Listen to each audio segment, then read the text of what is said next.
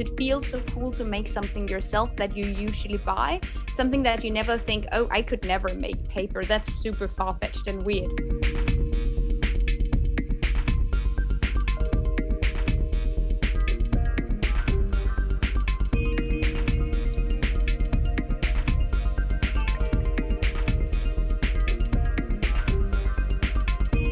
Paper is traditionally made in really big industrial facilities. You pressurize different types of wood fibers and you turn them into this sort of pulp that you can then dry out. We, of course, have more advanced machinery to do a lot of the heavy lifting today, but you can make a lot of things with stuff you already have in your home. So I was able to get this really nice thin piece of paper with this DIY, do it at your own home without any equipment decal. I started up by cutting them into small pieces of paper, small strips. And then I soaked those strips in hot water for about 4 hours. The water eventually turns cold and that's completely fine. I ran it through a blender to get this really consistent texture in it.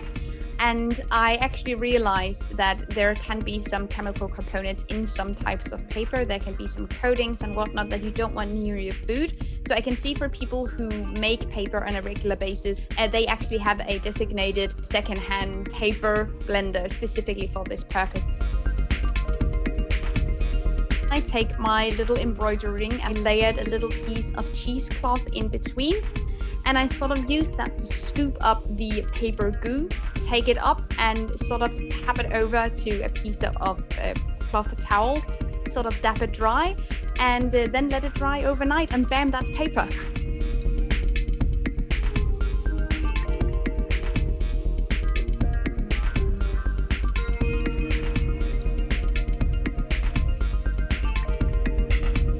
I let it dry overnight near a radiator, so near something that sort of would warm it up and make the water dehydrate faster from the paper.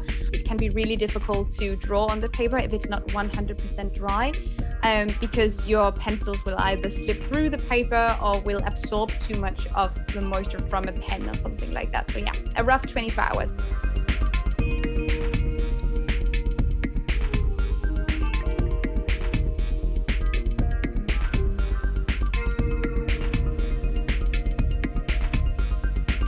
A lot of sustainability comes from consumer awareness. So if we start to attend towards the resources around us with some kind of respect, if we use things intentionally, and if we use things not more than we absolutely need to, I think we can make a huge difference. Sustainability sort of has to come from a collaboration with people, politics, and the industry. But a lot of this stuff won't happen if people won't find interest in sustainable actions and sustainable behavior. So this is just one way of doing it. There are tons of different ways of being sustainable. But me personally, I think it's such a cool and satisfying thing to see what you can do without buying something.